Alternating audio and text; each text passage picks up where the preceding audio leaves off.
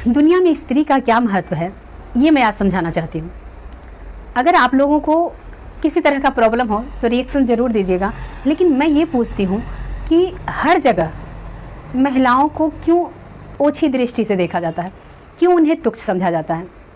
मैं उन महिलाओं की बात नहीं कर रही जिन्हें पूर्ण सम्मान मिल रहा है, या जिनके घर सारे पुरुष या सारे भारतवासी ऐसे नहीं हैं जिनको ब्लेम मैं कर रही हूँ, लेकिन मैं तब भी उस शिक्षित समाज की बात कर रही हूँ। अशिक्षित समाज में तो छोड़ ही दीजिए, उनका तो आड़े शिक्षा आ जाता है कि शिक्षित नहीं है इसलिए ऐसी सोच है। मैं उन शिक्षित समाज की बात कर रही हूँ जहाँ महिलाओं को नीचा देखा जाता है, जहाँ एक बेटी के जन्म पर शोक मनाया जाता है, जहाँ एक बहू के आने पर सिर्फ दहेज देखा जाता है, जहाँ एक बीवी में सिर्फ उसके शरीर को देखा जाता है। ऐसा क्यों है?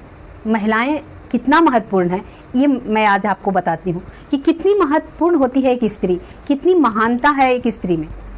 जब एक पुरुष पैदा होता है, यानी जब एक बॉय बेबी की मैं बात कर रही हूँ, जब वो पैदा होता है तो पूरा ही सेंसिटिव होता है, बहुत ही नाजुक होता है। उस समय वो मर्द नहीं होता है, बस एक छोटा बच्चा होता है। उस समय उसे अगर कोई संभालता है तो वो है उसकी माँ। वो बच्चा इतना संवेदनशील होता है कि माँ उसे गोद से नहीं उतारती, उसे बड़ा करने में अपनी पूरी ताकत लगा देती है। अपना दूध पिलाना, अपनी परवरिश में हर चीज़ को त्याग देती है, अपनी खूबसूरती त्याग देती है, अपने कैरियर को त्याग देती है। सब कुछ करने के बाद उस बच्चे को पाल पोस कर वो बड़ा करती है। फिर उस बच्चे में ऐसा संस्कार कहाँ से आ जाता है कि उसे औरतों से घृणा होने लगती है।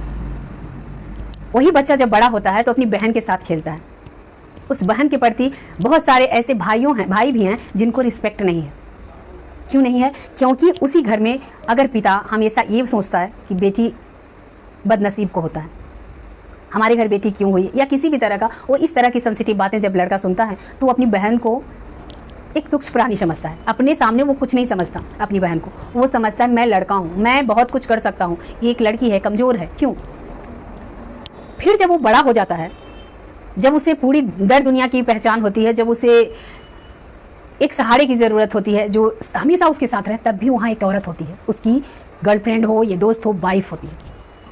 एक वाइफ उसके साथ होती है। गर्लफ्रेंड और दोस्तों को तो छोड़ दीजिए, एक वाइफ, एक संगनी उसके साथ होती है जिसकी ज़रूरत उसे हर समय होती है। भावनात्मक, शारीरिक, मानसिक, हर तरह से वो औरत उसे सपोर्ट करती है। फिर भी उस मर्द की सोच इतनी ओछी होती है कि उसी औरत से वो ये बोल जाता है कि बेटी नहीं चाहिए। इतना बोलने की हिम्मत उसमें कैसे आई? उसने ऐसा क्या देखा दुनिया में? औरतों के प्रति ऐसा क्या भाव उसके मन में होता है कि वो अपनी वाइफ से कहता है कि मुझे बेटी नहीं चाहिए? ये बहुत ही दयनीय बात है, बहुत ही सोच विचारणीय है। इस पर विचार करना बहुत ज़रूरी है कि एक मर्द माँ की गोद से उतरकर, बहन के साथ खेलकर, बीवी के साथ हर समय रहने वाला, उसे बेटी से नफरत क्यों होती है? क्यों ऐसा लगता है कि बेटी बोझ होती है? क्यों ऐसा लगता है कि बेटी एक बहुत बड़ी लायबिलिटी है? क्यों वो मर्द अपनी माँ जैसी ही एक औरत का सम्मान नहीं कर पाता? जो इंसान ये सोचता हो कि बेटी बोझ होती है, बेटी दुर्भाग्यशाली को होता है, बेटी पाप है, उस इंसान की नज़र में कभी अपनी माँ का रिस्पेक्ट हो ही नहीं सकता। अगर वो करता है तो वो दिखावा है। अंदर आत्मा से वो माँ भी एक औरत है उसके लिए। अंदर आत्मा से वो भी, अगर कोई ये बोलता है कि हमने पाप किया होगा, तुमने पाप किया होगा तो तुम्हें बेटी हुआ, या हमने पाप किया इसलिए हमें बेटी हुआ, तो वो सबसे बड़ा सवाल यहाँ खड़ा करता है कि वो एक पापी के पेट से पैदा हुआ है। एक औरत जिसने तुम्हें पैदा किया वो पापी नहीं है, तो पैदा हो अगर तुम्हारे घर एक बेटी हुई, तुम कैसे पापी हो गई या दुर्भाग्यशाली हो गई, या तुम्हारी वाइफ कैसे दुर्भाग्यशाली हो गई अगर उसे सिर्फ बेटियाँ हुई है? ये बहुत ही सोचने वाली बात है, बहुत ही विचारनी कि आखिर एक मर्द में ऐसी भावना कहाँ से आती है? क्यों वो चाहता है कि वो भ्रूण हत्या कर दे? क्यों वो चाहता है कि सिर्फ बेटा पैदा हो? क्यों वो बेटी पैदा करने के बाद उसे एजुकेशन देना नहीं चाहता? क्यों वो उसमें ऐसी सोच आती है कि ये दूसरे घर जाएगी, ये मेरी लायबिलिटी है, सिर्फ इसे किसी तरह से हमें इससे मुक्त होना है? वो क्यों बेटियों को बोझ समझता है?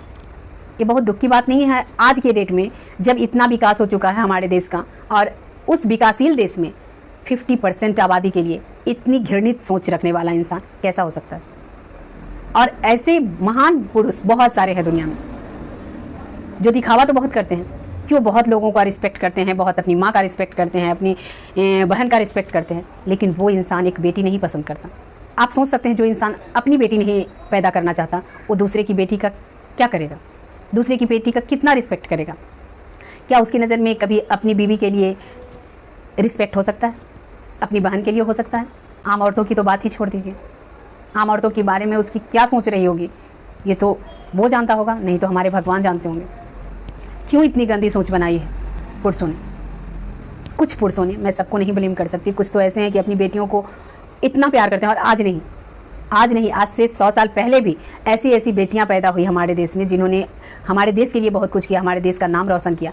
आखिर उसके पीछे उनके पिता का ही तो हाथ होगा, उनके पिता ही तो होंगे जिन्होंने अपनी बेटियों को अपने बेटों की तरह पाला, उन्हें एक बोझ नहीं, उन्हें गर्व माना, उन्हें भेड़ की तरह नहीं पाला, उन्हें शेरनी बनाया। ऐसे भी मर्द हैं हमारे देश में, थे, हैं और रहेंगे। लेकिन मैं उन मर्दों की बात कर रही हूँ जिन्हें बेटियों से घृणा है, जिन्हें औरतों से घृणा है। उन्हें अपनी सोच बदलनी चाहिए। अगर नहीं बदली है तो उन्हें अपने खुद के कैरेक्टर पर, खुद की सोच पर थोड़ा विचार करना चाहिए। स्त्री के महत्व को क्यों नहीं समझते? जिस स्त्री ने उन्हें पैदा किया वो कैसे पाप हो सकते हैं?